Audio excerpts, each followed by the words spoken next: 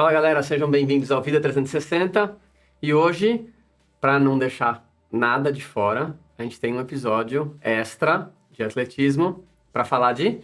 Decathlon no masculino e heptathlon do feminino, as provas mistas. Provas combinadas. Provas combinadas, desculpa. Exatamente, provas combinadas. Mas é mista de vários esportes, várias modalidades. Mais ou menos. Vamos lá? Bora!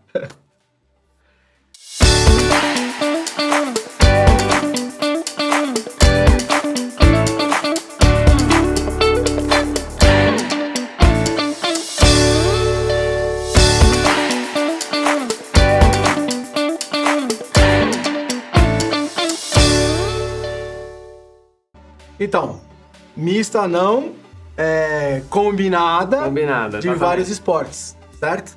Então, assim, a gente fala de decathlon, que é a modalidade do masculino que envolve 10 modalidades, que são tiradas das outras etapas, né? Que são os... Que vão mistura. ter opções, vão ter provas de pista, de salto e de arremesso e lançamento. Certo. E o feminino é o heptathlon, que são 7. São 7 provas, exatamente. 7 provas. Por isso que são provas combinadas. Provas né? combinadas. Sempre executadas em 2 dias, tá? Elas seguem sempre a mesma ordem, então existe uma sequência de como as provas acontecem, tá? O mínimo, as provas que acontecem no mesmo dia, o tempo mínimo entre uma prova e outra é de meia hora. Não pode ter um tempo menor do que esse, um intervalo menor. E são os mesmos atletas que fazem todas as provas. Obrigatoriamente os mesmos atletas. O cara que começou, termina. Você pode zerar uma prova, mas você não pode abandonar. Abandonou uma das provas, tá fora. Tá? Você pode zerar uma prova. Você pode não chegar chegar ruim, não fazer ponto e tudo mais, mas você tem que... Na corrida você vai chegar, mas você pode, por exemplo, salto com vara, queimar os 3. Mas continua. Você vai zerar, tá? Vocês vão entender por que é o zerar, tá? Porque existe uma pontuação. Eu vou falar já disso aí. O que acontece? Pra quem vai assistir uma prova do Decathlon, ou do heptathlon que seja, vamos falar do Decathlon antes, tá?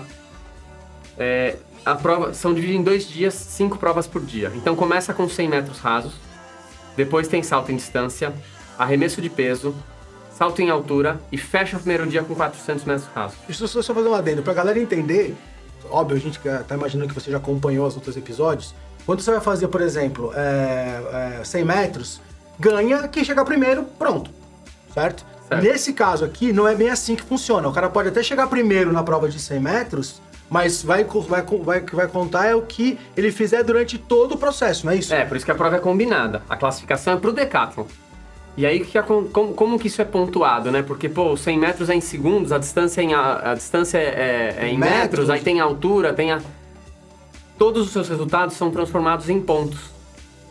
Então, o que você vai ver numa prova de Decathlon, que você não vê numa prova normal, é que não existe aliviar. Ou seja, a galera dá o máximo o tempo inteiro. Ninguém alivia em prova de corrida nenhuma. Você não vê ninguém, tô ganhando, vou aliviar. Por quê?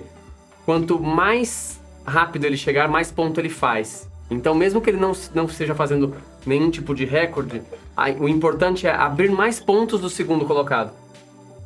Então, todo mundo entrega tudo que tem em todas as modalidades para pontuar mais. Nem só isso, o cara tá em terceiro, em quarto, em quinto lugar, ele vai dar o máximo, porque aquele quinto lugar, se ele chegar rápido, de repente aquele que ficou em terceiro em outra modalidade e não fez tanto ponto, aquele não Essa faz que é a diferença. conta. E dentro do Decathlon os atletas têm a sua melhor modalidade.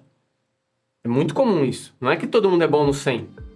Todo mundo é bom no 1500, por exemplo, que é a prova que encerra. O 1500 dá muita diferença. Mas às vezes esse cara... Existe um destaque para as provas de salto. Principalmente salto em altura tem uma diferença muito grande. Deixa eu fazer uma pergunta.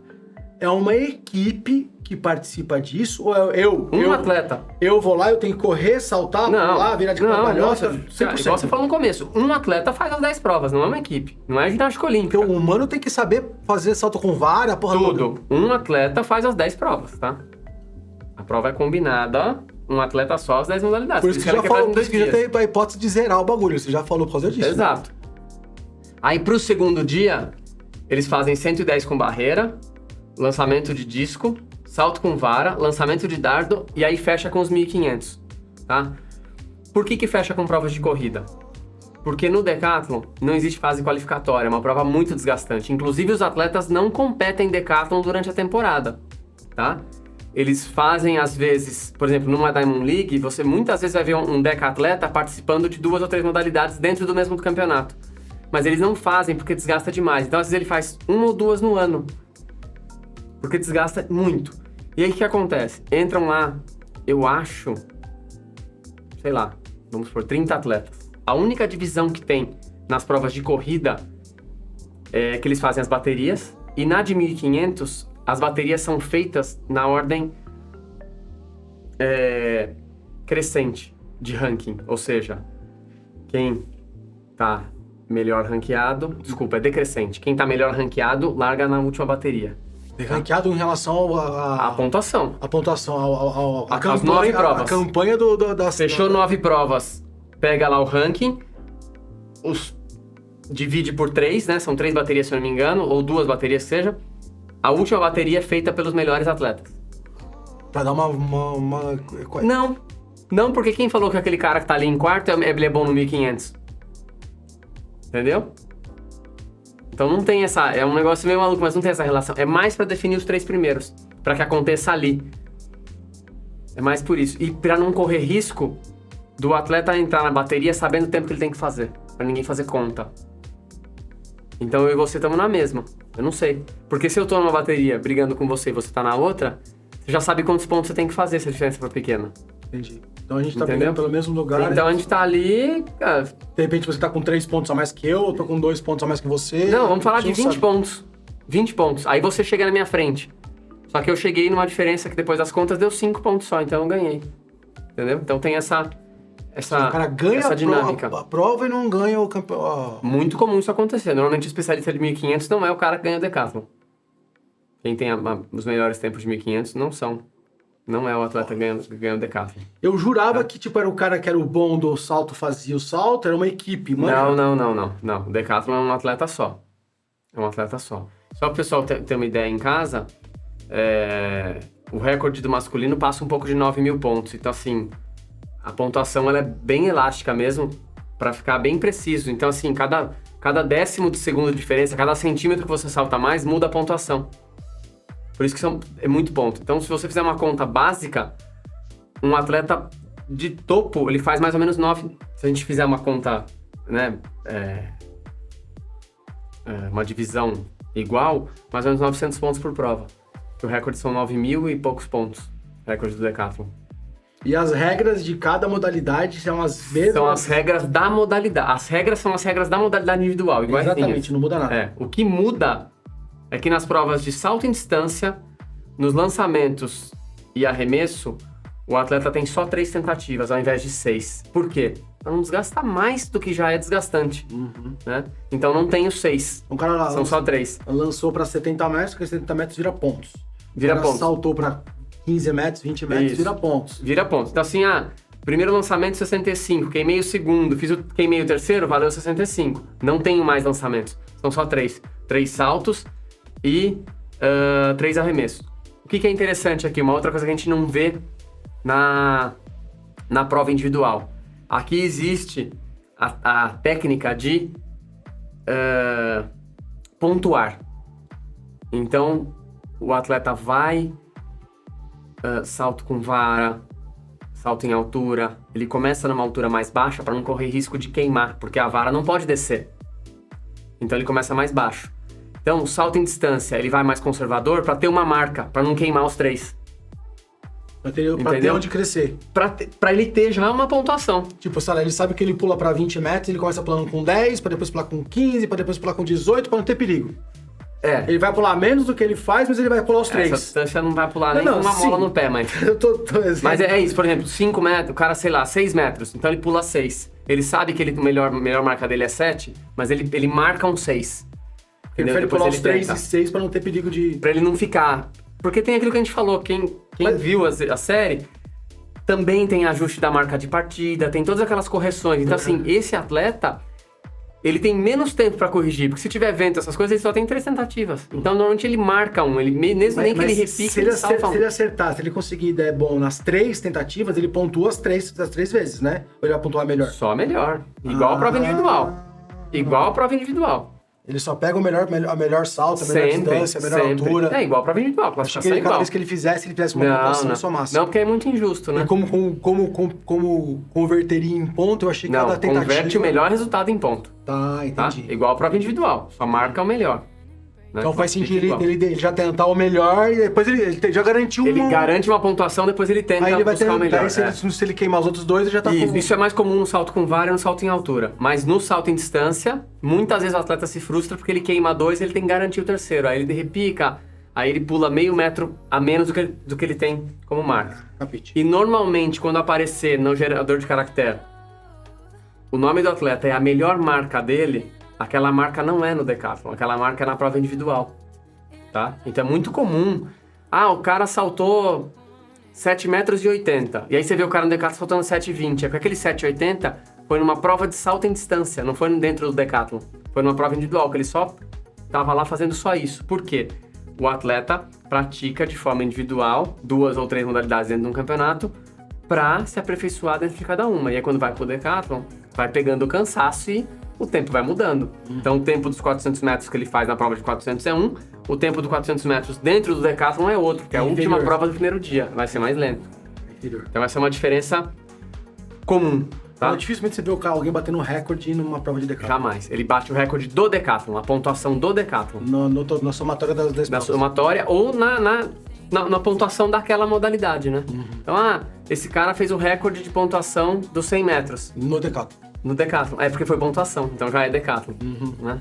Certo. Vamos pôr 1.150 pontos, vamos dar um exemplo. É o recorde dos 100 metros no decathlon, não são 9 segundos e alguma coisa, Não são é o tempo que 1.150 ele pontos, fez exato. É a pontuação, Capite. tá?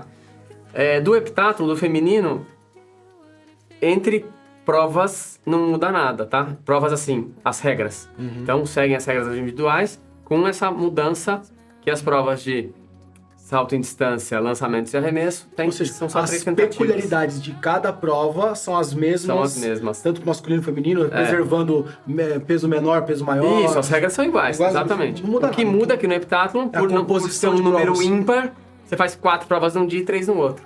Então, o primeiro dia, você começa com 100 metros com barreira, faz salto em altura, arremesso de peso e fecha com 200 metros rasos. No segundo dia, você começa com salto em distância, faz lançamento de dardo e termina com 800 metros rasos. Tá? Mesma dinâmica, os 800 metros rasos, as baterias são feitas de forma que a última bateria concentra os melhores atletas classificados nas 6 primeiras que estão mais bem pontuados. Bem pontuados, exatamente. Eu acho que é isso. Então, classificação por pontuação. Essas provas encerram a... Não, elas acontecem... Elas acontecem em dias consecutivos dentro do programa de provas. Ou seja, o cara pode estar fazendo uma prova individual depois de ter feito isso. Não. Decatleta não faz prova individual dentro do mesmo campeonato. Então, o cara que tá fazendo o decathlon, ele não tá fazendo as outras provas. Não. Ele vai estar esperando só a hora dele fazer o decathlon. Não, ele não consegue nem terminar o decathlon, como é que faz a outra prova? E essa é uma prova que é legal para quem puder acompanhar, tanto no 800 feminino quanto no 1500, todo mundo que termina comemora. Porque terminar já é uma vitória. Porque tem pelo menos 2 ou 3 abandonos, é comum acontecer por lesão mesmo. Então terminar já é uma vitória, tá? E assim, o atleta, a heptatleta e o decatleta, no mesmo campeonato, eles não competem em provas individuais em maneira Ou seja, o cara só entra em campo pra... Inclusive é o que eu falei, ele vai competir a prova combinada 2 vezes no ano. Aí em outras provas ele faz individual. Por exemplo, numa Diamond League é comum encontrar um decatleta ou uma heptatleta em provas individuais. Fazendo 100 metros, fazendo um salto, Exato. Eles estão lá pra treinar aquela modalidade. Mas não quando ele vai pra uma Olimpíada ou pro Mundial fazer o decathlon ou o heptathlon, ele não faz outras provas, é só aquilo. Eu achei que era o cara que tava lá com 100 metros, agora eu vou fazer. O desgaste é absurdo. Não tem ninguém que termine a última prova de corrida em pé. Você tem ciência de se, por exemplo, tem algum decatleta que tem, por exemplo, o melhor tempo em 100 metros, que tem um recorde de salto em alguma coisa, tem algum decatleta ou um atleta desses de esporte combinado, seja feminino ou masculino, que seja muito bom em prova individual? O cara é o fera do... Não, tem um caso interessante aqui. Não, se ele for muito bom, ele vai para individual.